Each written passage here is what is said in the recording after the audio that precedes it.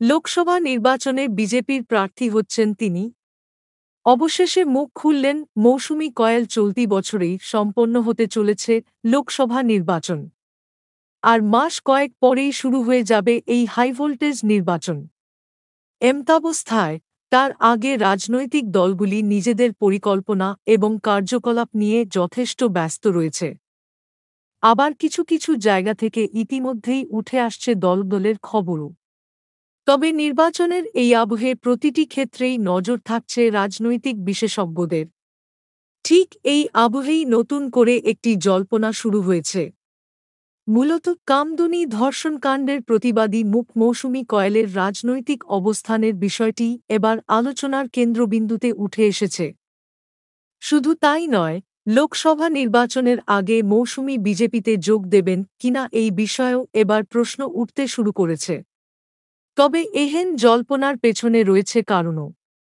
এই প্রসঙ্গে জানিয়ে রাখি যে, গত বুধবার মরিচঝাঁপির ঘটনার প্রতিবাদ জানানোর লক্ষ্যে উত্তর ২৪ পরগনার বারাসত সুভাষ ইনস্টিটিউট হলে একটি অরাজনৈতিক কর্মসূচি গণহত্যা স্মৃতিরক্ষা কমিটিতে হাজির ছিলেন মৌসুমী কয়াল। আর তাঁর এই উপস্থিতি ঘিরেই জল ঘোলা শুরু হয়েছে রাজনৈতিক মহলে।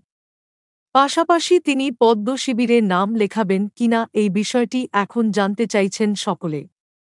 তবে এই বিষয়ে সাংবাদিকদের প্রশ্নের মুখোমুখি হন তিনি। সেখানে তিনি দিয়েছেন কৌশলী জবাব। সাংবাদিকদের মুখোমুখি হয়ে মৌসুমী সবার প্রথমেই রাজ্যের বিরোধী দলনেতা শুভেন্দু অধিকারীকে ধন্যবাদ জানান।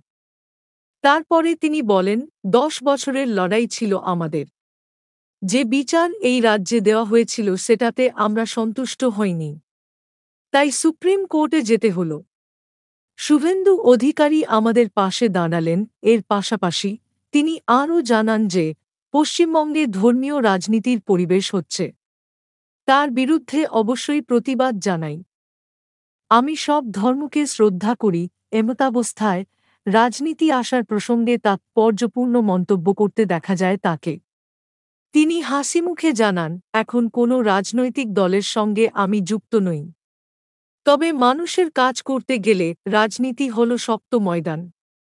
তাই সময় বলবে আমি কি করব। এমতাবস্থায় মৌসুমীর এই ইঙ্গিতপূর্ণ প্রতিক্রিয়ায় ঠিক কোন উত্তর লুকিয়ে রয়েছে তা অনুমান করতে পারছেন রাজনৈতিক বিশেষজ্ঞরা।